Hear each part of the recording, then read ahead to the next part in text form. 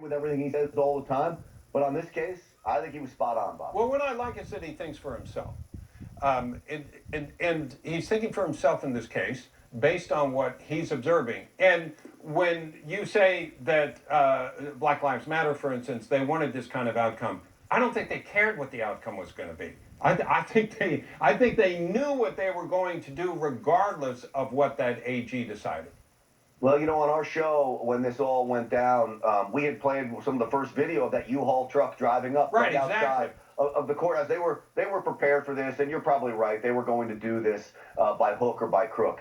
But I'll also say this for Barkley and Shaquille O'Neal. They went against the NBA. The NBA has been disastrous in its push for this Black Lives Matter nonsense about somehow all police should be vilified.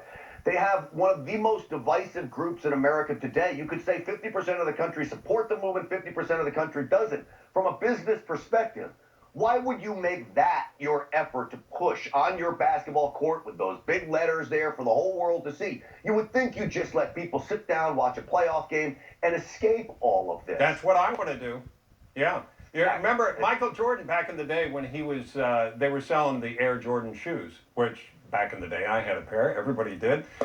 They said, you're not very politically active. He said, Republicans buy shoes too.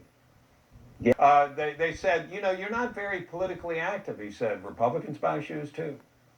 Yeah, well, absolutely. And, it's interesting because Michael Jordan hasn't really inflicted himself into this conversation. And I think it's a smart move on his part. He's letting it play out the way it should play out rather than injecting from a celebrity voice who, truthfully, many of these celebrities know nothing about what they're talking about. I saw rap stars tweeting at Charles Barkley that said Breonna Taylor was shot in her bed. That nonsense had been debunked months ago. She was standing next to her boyfriend who shot at police. She wasn't sleeping. Joy Reid on MSNBC says the same thing. The cops waltz into her house, shoot her in bed, and then waltz out. Now, if you don't watch any other outlet like Newsmax, Bob, your show, my show, others on this network, you would be duped into believing this stuff because they flat out lie to you. Yeah.